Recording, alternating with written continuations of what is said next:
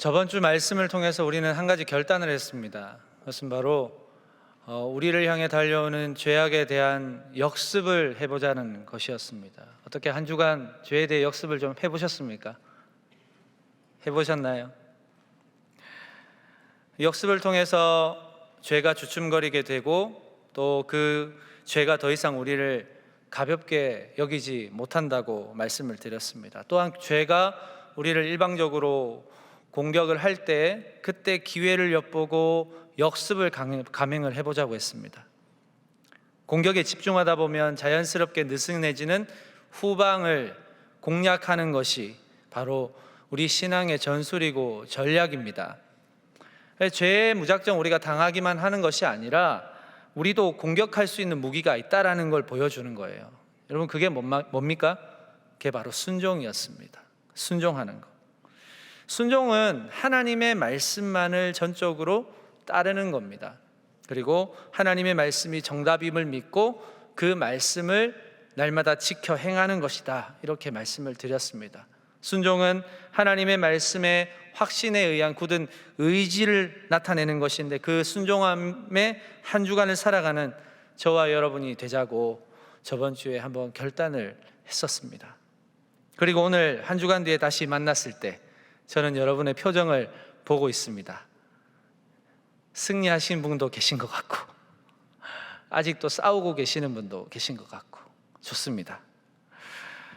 그래서 그 죄에 대한 역습을 한 것에 대한 결과를 우리가 함께 좀 경험을 나누고, 성공했든 실패했든 관계없이 우리가 그 순종에 대한 경험을 나누면서 그 역습의 의지 속에 우리와 함께 동행하시는 하나님을 발견하고 그 하나님을 찬양하고 함께 마음을 다해서 경배와 찬양을 하자고 저희가 저번 주에 함께 결단을 했었죠. 사랑하는 여러분, 한 주간 잘 살아내셨습니까? 살아내면서 겪을 수많은 갈등과 또 혼란 속에서도 여러분의 의지는 어느 쪽으로 움직이셨나요? 하나님을 향한 쪽으로 여러분의 의지가 좀 움직이셨나요? 아니면 무기력하게 죄의 공격에 속수무책으로 당하기만 하셨습니까? 여러분, 그리스도인의 삶은 예수 그리스도의 제자가 되는 삶입니다. 그리고 하나님의 형상을 회복하는 삶이에요. 그게 뭐냐면 완전한 존재로 살아가라는 의미가 아닙니다. 날마다 성숙해져가는 삶, 날마다 하루하루 연약하고 부족하지만 성장해가는 삶, 이게 바로 예수님을 닮아가는 제자의 삶이 아닐까요? 그래서 우리는 실패를 두려워하면 안 됩니다. 실패를 두려워하지 말고 끊임없이 시도하고 더 영적인 것을 사모하고, 그리고 이 세상과 다른 방식으로 살아내 보려고 날마다 애쓰는 게 바로 예수님의 그 제자로 닮아가는 그런 삶입니다. 저도 여러분과 함께 결단하면서 한 주간 죄를 향해 역습을 감행해봤습니다. 하나님께 집중해야 하는 시간들을 방해하는 것들을 하나둘씩 내려놔봤습니다. 내려놔보니까 상당히 많더라고요. 근데 그러면서 느끼게 되는 것이 이 죄라는 게 참 끈질기다. 참 끈질기다. 내려놓으니까 자꾸 그 내려놓은 걸 쳐다보게 되더라고요. 자꾸 보게 되고 자꾸 곁눈질하게 되고 그랬습니다. 어딜 가든지 따라다니는 것만 같았습니다. 나를 좀 봐달라고 하는 것 같았습니다. 자꾸 질척거려요. 얼마나 힘든지 모릅니다. 그러나 그것이 저를 앞으로 가지 못하게 나를 막는다면 나는 과감히 끊어버려야 합니다. 왜? 나에게는 목표가 있기 때문에. 목표가. 오늘 저는 빌립보서의 말씀을 통해서 이 사도 바울이 어떤 목표를 향해 나아가는지, 그리고 그 목표가 자신을 어떻게 인도하는지 함께 좀 살펴보기를 원합니다. 여러분, 사도 바울은 예수님을 만나기 전까지 자신의 율법적인 지식과 그리고 출생신분의 자랑으로 살아가는 것이 자신의 전부이자 목표였어요. 그 목표를 위해서 그리스도인들을 박해하고 그리스도인들이 믿는 그 예수가 틀렸음을 증명하려고 날마다 몸부림쳤던 사람입니다. 그런 사도 바울에게 예수 그리스도께서, 부활하신 예수 그리스도께서는 전격적으로 만나 주셨고, 실제적인 만남을 통해서 이제 자신이 그동안 쌓아온 커리어나 출생 배경이 이 예수 그리스도 앞에서는 다 무용지물이라는 것을 깨닫게 됩니다. 그 즉시 자신의 명성과 지식을 모두 배설물처럼 여겨버리게 되죠. 오직 예수님을 아는 지식이 제일 고상하구나, 오직 예수님을 아는 것이 가장 귀하구나, 이걸 결정하면서부터 그는 예수님이 자신의 인생의 목표가 되었습니다. 여기에서 예수님이 목표라고 할 때는 예수님과 내가 동일한 위치에 가고자 하는 그런 목표를 이야기하는 게 아닙니다. 그 목표는 뭐냐면 예수님이 나에게 부여하신 그 삶의 목표를 향해 내가 달려가고자 한다는 것을 이야기하는 거예요. 그 목표가 분명히 있기 때문에 그는 오직 예수님을 아는 것에 집중했어요. 어떤 것에도 흔들리지 않고 오직 예수님을 아는 것에 집중했고, 오직 그의 평생을 예수님을 닮고 예수님처럼 되고자 하는 그런 삶을 살았단 말이죠. 여러분, 예수님을 믿는다는 것은 예수님이 내 삶의 유일한 목표가 된다는 것을 말합니다. 이 목표는요, 절대로 취소될 수도 없고, 이 목표는 도중에 포기가 될 수도 없는 거예요. 이유가 뭐예요? 예수님 안에 유일한 생명이 있고 그 예수님 안에 영원한 삶이 있기 때문에 그래요. 그래서 그리스도인들이 되기로 결정을 했다면 우리는 오직 예수님만 바라봐야 되는 거예요. 다른 어떤 것과도 타협해서는 안 되죠. 여기에 계시는 여러분, 저를 포함한 여러분은 젊죠? 참 젊습니다. 젊을 때 도전하기도 쉽고 젊을 때 동시에 타협하기도 쉽습니다. 젊을 때 다른 것을 선택할 수 있는 기회가 많죠. 그러나 그 선택의 과정에서도 내가 어떤 목표를 위해서 선택해야 하느냐가 중요합니다. 올림픽에 나서는 선수가 목표를 금메달로 잡을 때 내 선택은 다를 수 있어도 그 목표는 달라지지 않습니다. 금메달을 향해서 몸 상태를 만들고 또 운동 방향을 선택합니다. 목표는 절대 변하지 않는 거예요. 선택만 변할 뿐, 목표에 맞는 선택만 변할 뿐이에요. 우리의 목표는 무엇입니까? 오직 바울이 선언하는 것처럼 예수 그리스도가 되어야 된다는 사실이죠.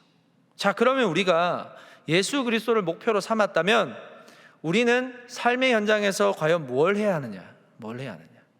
여러분, 예수 그리스도를 삶의 목표로 세우시기로 이 시간 결단하시나요?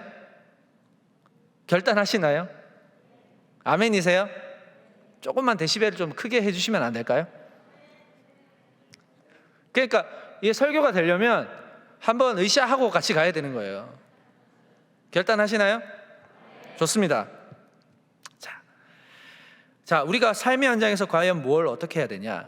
자, 운동선수들은 목표를 향해서 열심히 체력을 기르고 또 기술을 연마하고 전술을 습득하는 노력이 필요해요. 자, 그러면 우리 예수 그리스도라는 목표를 가지고 있는 우리에게는 그 목표에 다다르기 위해서 우리 뭘 해야 되느냐? 두 가지예요.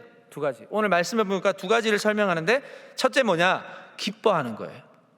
기뻐하는 거. 자, 여러분, 오늘 본문 1절 말씀 보실까요? 자, 같이 한번 읽겠습니다. 시작. 끝으로 나의 형제들아, 주 안에서 기뻐하라. 너희에게 같은 말을 쓰는 것이 내게는 수고로움이 없고 너희에게는 안전하니라. 아멘.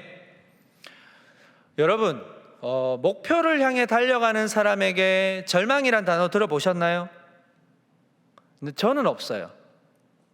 물론 그 목표를 향해 달려가다가 그 목표가 취소되거나 그 목표가 어긋나 버렸을 때의 절망감은 올 수 있겠지만, 단순히 목표를 향해 가는 그 사람에게는 절망이란 단어는 어울리지 않아요.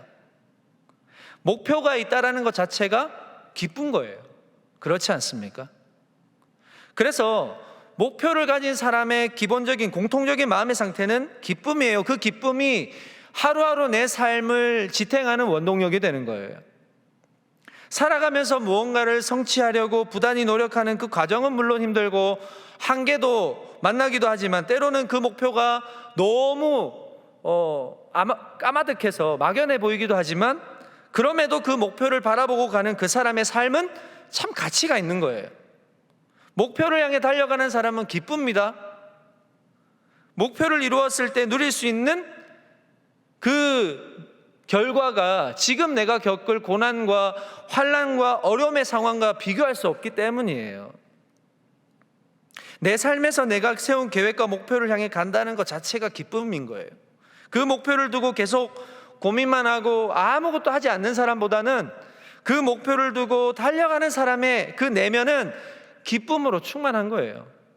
참 기쁩니다. 뭔가를 시도할 수 있다라는 거, 뭔가를 목표하고 달려갈 수 있다라는 거. 그렇죠? 여러분, 우리가 예수 그리스도를 향해 달려간다는 것이 그렇습니다. 예수 그리스도를 닮아가려고 하는 그 모든 과정 가운데는 여러분도 겪어보셨겠지만 수많은 방해가 있습니다.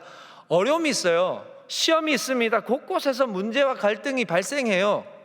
그러나 우리가 이 고난을 자처하면서 환난을 견디면서까지 예수 그리스도라는 목표를 향해 달려가는 이유가 뭘까? 오늘 말씀에 나와요. 자, 빌립보서 3장 14절입니다. 3장 14절 우리 한 목소리로 읽겠습니다. 시작. 표대를 향하여 그리스도 예수 안에서 하나님이 위에서 부르신 부름의 상을 위하여 달려가노라. 아멘. 뭐가 있어요? 하나님이 위에서 부르신 부름의 상이 있대요. 상이 있대요, 여러분. 상. 하나님이 독생자 예수 그리스도를 이 땅에 보내셔서 인류의 죄를 대신해서 피 흘려 죽게 하시고 영원한 사망에서 건지시고 영원한 생명으로 옮기신 그 구원의 기쁨 참 감사한데, 이 구원의 기쁨을 마음속에 품고 이 땅에서 그리스도인으로서 예수님을 닮아가기 위해서 목표를 두고 달려가는 사람에게 뭐가 있대요? 위에서 부르신 부름의 상이 있대요. 오늘 이 삶의 현장에서 예수 그리스도라는 목표를 두고 걸어가는 여러분 모두에게 하나님은 위에서 준비해 놓으신 부름의 상이 있다고 하는 거예요. 그 부름의 상을 위해서 달려가시는 거예요, 지금. 얼마나 영광스러운 걸음걸음입니까? 그렇죠? 자, 그러면 위에서 뭐가 있을까? 자, 계시록 21장 3절 4절입니다. 자, 다 같이 한번 읽어볼까요? 시작. 내가 들으니 보좌에서 큰 음성이 나서 이르되 보라, 하나님의 장막이 사람들과 함께 있음에 하나님이 그들과 함께 계시리니 그들은 하나님의 백성이 되고 하나님은 친히 그들과 함께 계셔서 모든 눈물을 그 눈에서 닦아주시니 다시는 사망이 없고 애통하는 것이나 곡하는 것이나 아픈 것이 다시 있지 아니하리니 처음 것들이 다 지나갔음이로다. 아멘. 자, 이 땅에서 그리스도를 닮기 위해 흘렸던 모든 피와 땀과 눈물을, 그 모든 시간들을 하나님이 다 아시고 눈물을 닦으시고 위로하시고 상으로 다 갚으시는 그 부름의 상, 영원토록 예수님과 교제하는 그 기쁨의 상이 기다리고 있다라는 거예요, 우리에게. 그 목표가 있기 때문에 우리는 기쁨으로 하루하루를 살아갈 수가 있는 거예요. 여러분, 성경에서는 기쁨과 눈물을 대조해서 설명하는 구간이 많지만 결국 이 둘은 하나로 연결이 됩니다. 여러분, 눈물이 있기 때문에 기쁨이 있는 거예요. 눈물의 시간이 많으면 많을수록 기쁨의 크기도 그만큼 커진다는 겁니다. 자, 시편 126편 5절 말씀 한번 같이 읽겠습니다. 시작. 눈물을 흘리며 씨를 뿌리는 자는 기쁨으로 거두리로다. 이 말씀 믿으시기 바랍니다. 여러분, 시편 노래에 나오는 농부, 여러분, 이 농부가 씨를 뿌리기 싫어서 억지로 눈물을 흘리며 뿌리는 사람이 아니에요. 이 농부라는 직업 자체가 주는 기쁨, 목표가 있기 때문에 기쁜 거예요. 그게 어떤 목표가 있는 거예요? 열매를 얻을 것에 대한 목표가 있는 거예요. 여러분, 농부가 그 농부라는 정체성을 잃어버리면 그 직업에서 무슨 가치를 얻을 수가 있습니까? 여러분도 직장이 다 있으시잖아요. 여러분들은 어떤 직장을 갖고 계십니까? 그 직장에 대한 정체성이 있습니까? 여러분, 직장에 대한 정체성, 여러분들이 거기에 속한 공동체의 정체성이 없으면 거기에 기쁨이 없는 거예요. 목표가 없기 때문에. 농부는 장차 거둘 열매라는 목표가 있어요. 그래서 그의 기본적인 마음에는 기쁨이 있는 거예요. 기쁨이 있다. 물론 땅을 기경하고 씨를 뿌리고 물을 주고 그런 과정 쉽지 않아요. 이 구절에서는 씨를 뿌린다라는 단순한 행위로 묘사하고 있지만 이 묘사 안에는 수많은 농부의 수고와 땀과 눈물이 다 들어있는 거예요. 여러분, 농사가 잘 될 때도 있고 농사가 안 될 때도 있잖아요. 여러분, 잘 되기만 하면 농부가 씨를 뿌리고 그 다음에 농사를 지어서 매번 풍년만 얻으면 그 기쁨이 전과 같을까요? 아닐 거예요, 아마. 그렇죠? 근데 절망의 깊이가 깊을수록 희망도 깊이가 깊어지는 거예요. 기쁨도 깊어지는 거예요, 그만큼. 절망의 때에 오히려 우리가 절치부심해서 다시 땅을 기경하고 씨를 뿌리고 물을 주고, 그리고 자연이 허락하는 해와 비와 바람을 기다리며 단을 거두고 열매를 맺고 우리가 함께 기뻐할 그날을 목표로 두고 있기 때문에 기쁜 거예요. 삶을 살아가는 기본적인 가치에 이 기쁨이라는 게 없으면 우리는 그 어떤 것도 해낼 동력을 상실하는 것입니다. 기쁨은 끝이 아니에요. 끝에 기쁨이 아니에요. 끝에 있는 것만 기쁨이 아니에요. 시작과 끝이에요. 기쁨은 처음과 끝이에요. 모든 것이에요.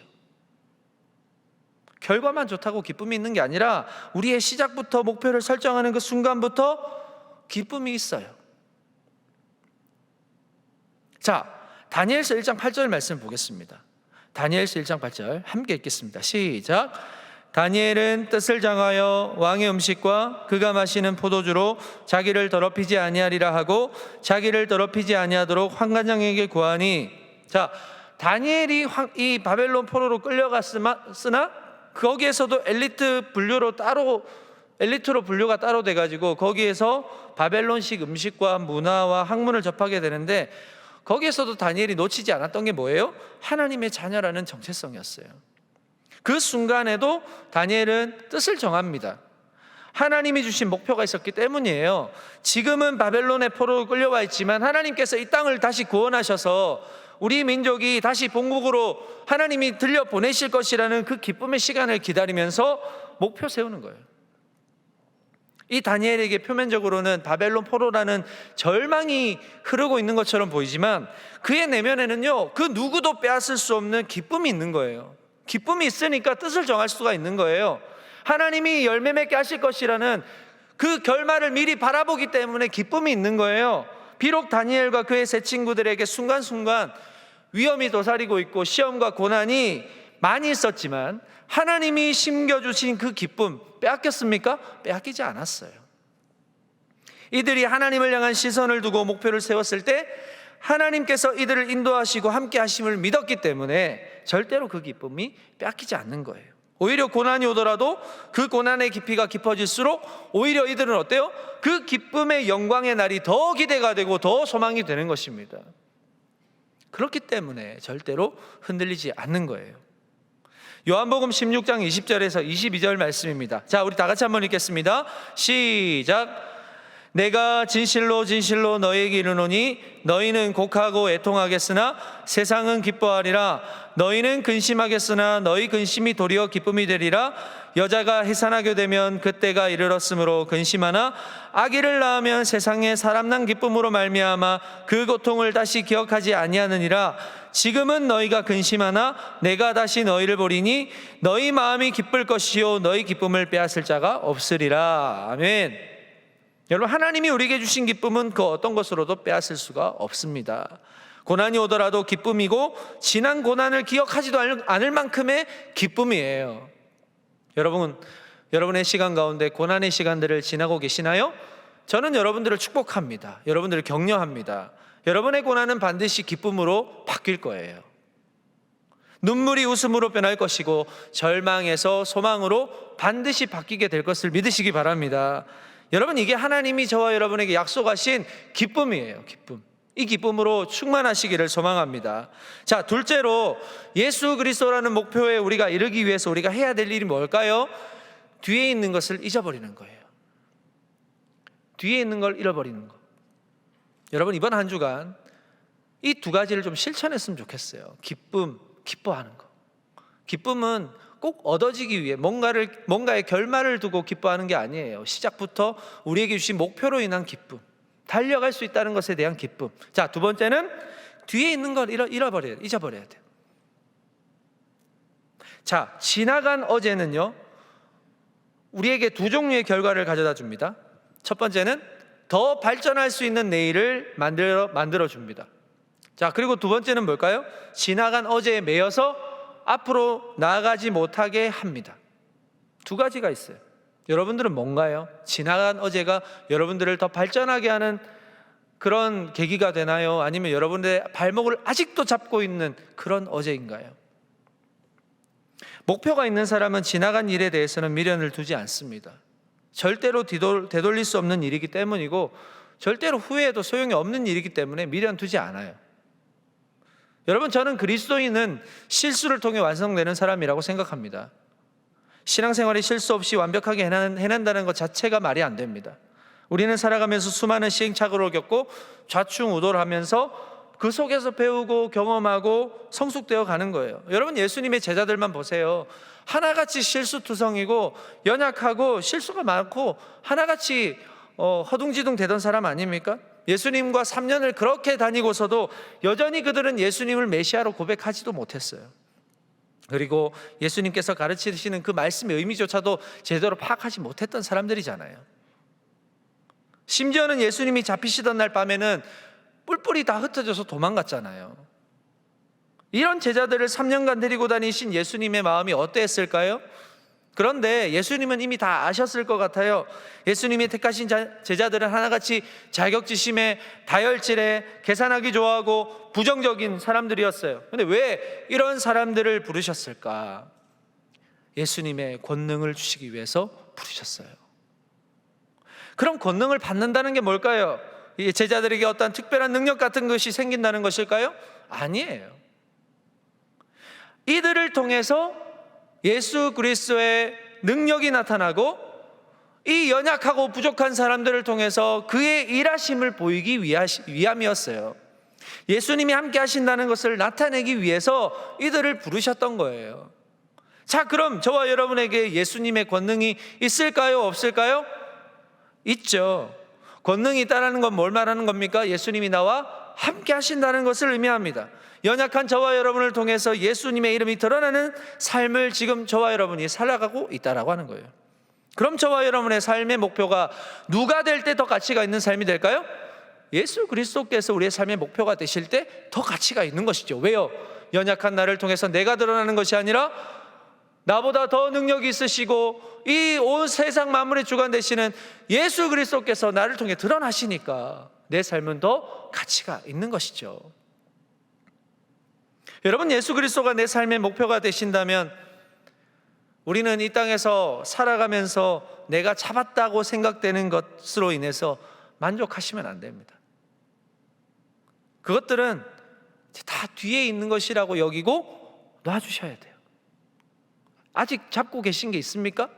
아직 여러분들 잡을 게 아직 많이 남았어요. 아직 잡으시면 안 돼요.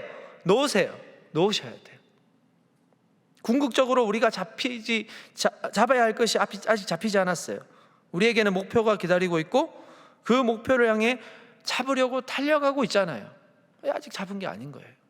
아직 잡았다, 끝났다 이렇게 생각하시는 분들은 죄송하지만 손을 놓으셔야 돼요.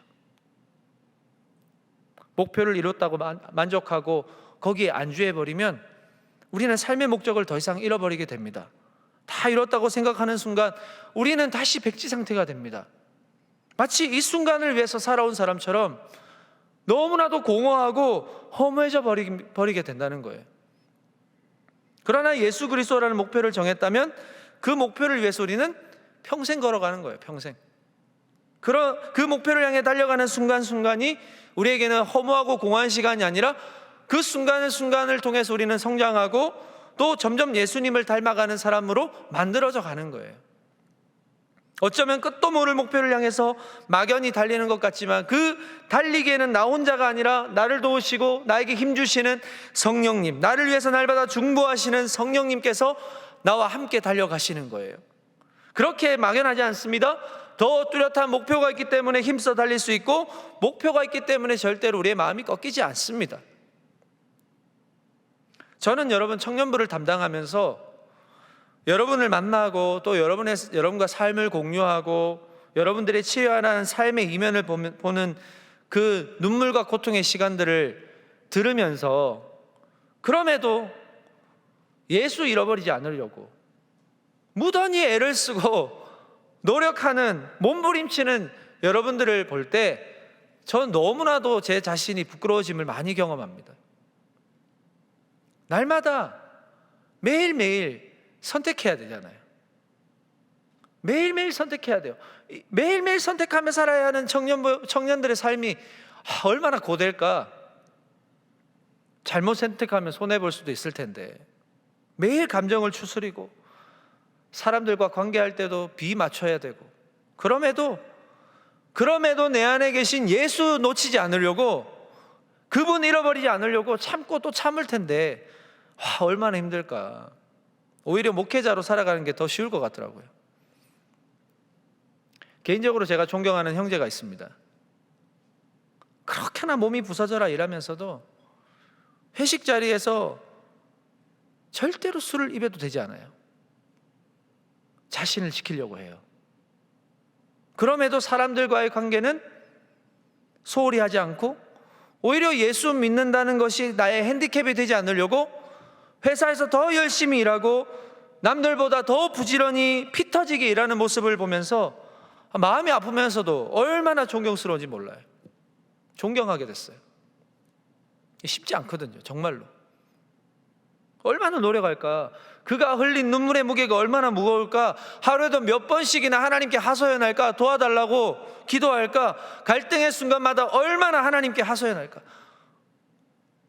목표가 있는 거예요. 목표가 있기 때문에 달리는 거예요. 고난의 시간이 있어도 참는 거예요. 당장의 안락함보다 포기하면 더 많은 걸 얻을 수 있는 그런 자리임에도 불구하고 아직 나의 가장 가치 있는 것은 잡히지 않았다라고 생각하고 다 넘기는 거예요. 뒤로 포기하는 거예요. 참는 거예요.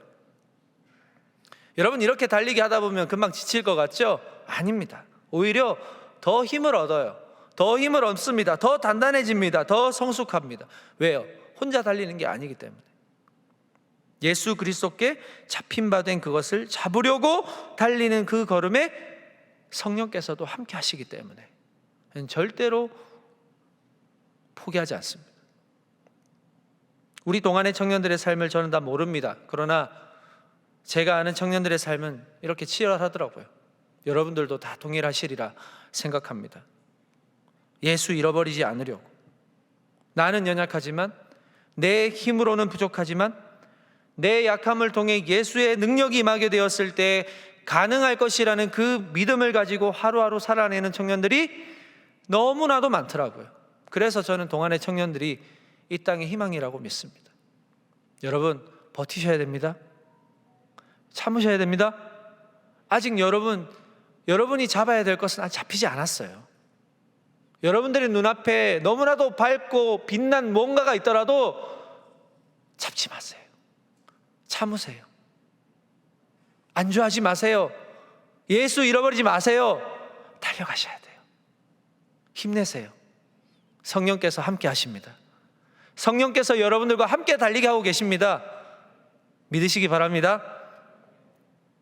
기독교에서 영성이라는 말을 자주 씁니다. 저는 영성이라는 말을 쉽게 여러분들에게 풀어서 설명을 드리진 못하겠어요. 되게 좀 오묘한 아주 깊은 의미이기 때문이죠. 그래서 가끔 어떤 사람에게 보면 저 사람 영성 있어 막 이러잖아요. 영빨 있어 막 이러는데 그거는 아주 정확한 표현은 아닌 것 같아요. 어떤 풍겨지는 느낌이나 또 신령한 분위기 정도로 영성을 표현하기에는 좀 많이 부족한 것 같습니다. 저는 영성이 뭔가 신비로운 체험을 한 사람에게 있는 것이 아니라고 생각해요. 저는 여기에 계신 저와 여러분, 그리고 온라인으로 함께 예배하고 계시는 그 여러분들에게도 다 있다고 생각합니다. 영성은. 그런데 이 영성이 예배의 순간에만 국한되는 게 아니라 모든 삶의 현장에서도 나타나는 것이라고 생각해요. 기독교의 영성은 결국 뭘까? 제 나름대로 정리를 해보는데 예수님처럼 사는 거예요. 그게 영성이에요. 예수님을 닮아가는 거예요. 삶에서 만나는 질문과 상황에서 예수님은 어떻게 하셨을까? 이런 상황에서 예수님은 뭐라고 말씀하셨을까? 예수님의 입장에 서서 사는 것이 영성이라고 생각해요. 이 생각 가운데 저는 베이직 교회를 심호하시는 조정민 목사님이 쓰신 왜 일하는가라는 책을 읽게 되었어요. 조정민 목사님이 영성에 대한 정의를 이렇게 하시는 걸 봤습니다. 제가 읽어드리겠습니다. 창조주 하나님을 믿는다면 어디에 있든 무슨 일을 하든 하나님이 우리와 함께 하심을 의식하는 것이 영성입니다. 몸과 마음이 온전히 함께 있는 것, 몸과 마음이 함께 몰입하는 것이 진정한 예배이자 영성입니다. 이렇게 설명을 하시더라고요. 저는 동의합니다. 예배에 몸과 마음이 따로 노는 것은 영성이 아니라고 이야기합니다. 몸과 마음이 온전히 함께 몰입하는 거, 그게 영성이라고 말합니다. 오늘 저와 여러분이 반드시 알아야 할 것이 있어요. 이 예배 시간에 몸과 마음이 예배에 몰입되지 못한다면 여러분의 일상이 하나님의 임재에 대한 몰입이 될 리가 없어요. 이 예배 한 시간에도 여러분이 몰입하지 못하신다면 여러분의 일상 가운데 어떻게 하나님에 대한 임재를 몰입할 수 있겠습니까? 불가능합니다. 그래서 우리가 드리는 예배 시간은 어떤 시간이냐?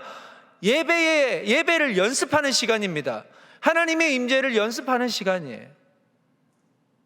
예배에 온몸과 마음을 집중시키십시오. 그걸 가능하게 해달라고 성령님께 간절히 구하십시오. 여러분, 영적 예배는 뭐라고 말합니까? 너희의 몸을 하나님이 기뻐하시는 거룩한 산제물로 드리는 것이라고 말씀하잖아요. 애초에 몸과 마음이 따로 노는 건 예배가 아닌 거예요. 이 예배 현장에서 매주 하나님께 몰입하는 연습을 통해서 이것이 점점 여러분의 삶의 현장에서도 하나님을 몰입하는 힘이 될 수 있기를 축복합니다. 하나님께 몰입하다 보면 그 몰입이 어느새 여러분의 삶을 이끌어가고 있는 거예요. 제 아무리 불편한 자리라고 할지라도 하나님께 몰입하는 사람의 태도가 전과 같겠습니까? 달라요. 같은 상황을 만나더라도 다르게 반응하는 거예요. 이 상황에서 예수님은 어떻게 생각하셨을까? 어떻게 실천하셨을까? 이걸 생각하는 거예요. 어떻게 해서든지 하나님이 기뻐하시는 태도를 취하는 거예요. 삶의 현장에서도 갈등할 수밖에 없는 상황을 만나죠. 그러나 빠르게 진화시킬 수 있습니다. 정직하게 일합니다. 질서를 존중합니다. 타인의 상처를 나의 기회로 절대 여기지 않습니다. 이게 영성이에요. 이것이 저와 여러분의 삶의 현장에서 드러나야 할 영적 예배입니다. 그래서 우리가 드리는 이 사부 예배가 너무 중요한 거예요, 여러분. 여기서 우리는 연습하는 겁니다. 하나님의 임재를 갈망하는 겁니다. 하나님의 임재를 사모하는 거예요. 한 주간 내가 거짓되게 살았어도 그럼에도 불구하고 염치 불구하고 이 자리에 나와서 하나님께 간구하는 거예요. 하나님, 나 실패했습니다. 하나님, 나 또 성공하지 못했습니다. 또 죄에 대해서 된통 당하기만 하고 왔습니다. 그러나 하나님, 연약한 나를 세우시사 성령으로 이 땅에 내 심령 가운데 충만하게 하셔서 주님을 온전히 예배하고 주님만 몰입할 수 있는 예배자가 되게 하여 주시고, 내 삶의 현장 속에서 그 하나님의 임재가 나를 이끌어갈 수 있는 힘으로 작용하게 하여 주시옵소서. 저와 여러분의 간구가 되어야 되지 않을까요? 여러분의 직장 생활에서 이러한 영성이 있는 예배자가 되어야 되지 않을까요? 하나님을 언제나 인식하고 몰입하는 그 모습을 통해서 우리는 점점 믿음이 단단해져가는 그런 동안의 모든 청년들이 될 줄로 믿습니다. 말씀을 맺겠습니다. 저는 오늘 말씀을 준비하면서 많이 반성했어요. 여전히 뒤를 돌아보는 일이 많다라는 걸 많이 깨달았습니다. 미련이 내가 정말 많았구나. 좀 더 잘할 수 있었는데.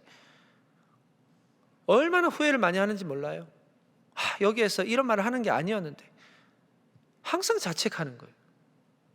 후회가 되는 일 앞에서도 스스로 쓰러져 버리는 그런 저를 발견하게 되었습니다.